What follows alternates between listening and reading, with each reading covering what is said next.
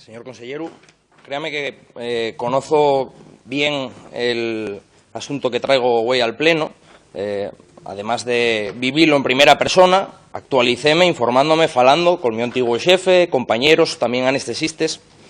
Y neste caso non pretendo de ninguna manera amplificar la magnitud del problema que vengo a exponer, ni poner en entredicho la atención que recibe en global la población pediátrica, que sé que lle excelente, pero la buena fe en ningún caso puede ser justificación para que ante una situación adversa que lle concreta, definida, que lle persistente y que incluso tiende a cronificar, pues como digo, no podemos permitirnos cruzarnos de brazos y mirar para otro lado sin procurar solucionarla.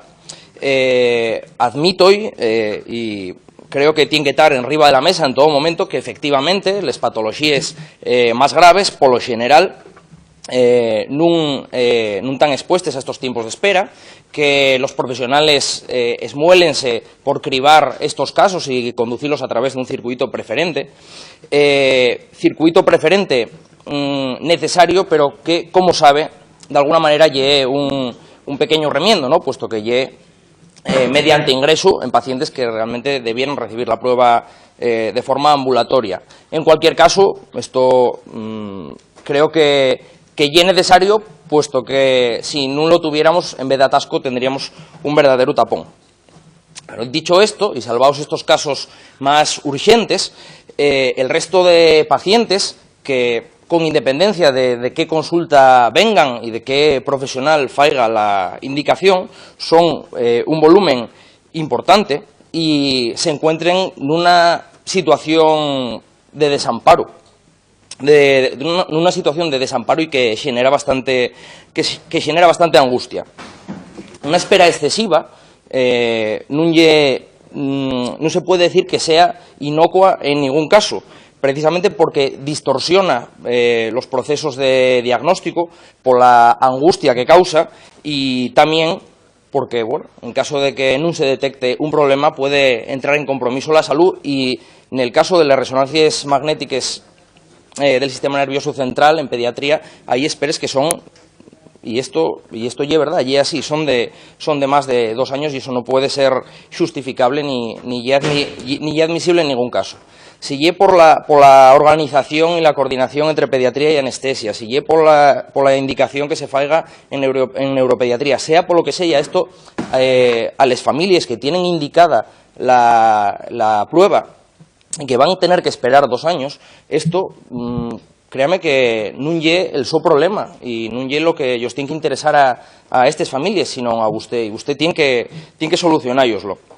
Créame que no son ni 1, ni 2, ni 3 los casos que me lleguen por email o por redes sociales y probablemente a mí nada más me llegue lo que rebose de atención al paciente. Pero hay unas semanas recibí uno especialmente ilustrativo y era una familia que iba a reclamar una resonancia magnética de marzo del 2015 y que como contestación recibió, entre otras cuestiones en citaciones, que había casos esperando desde el 2014. Esto ocurrió ahí escasas semanas. Entonces, dígame qué faigo yo como representante institucional cuando recibo casos de estos. Podría tragámelos, como se traguen muchas de estas familias la so angustia, y deixalo en sin resolver, pero no me parece que sea lo más responsable. Podría comunicarlo a usted por correo electrónico mesmamente, pero la verdad que todas las veces que lo fixe, pocas fueron las ocasiones en las que hubiera una respuesta satisfactoria.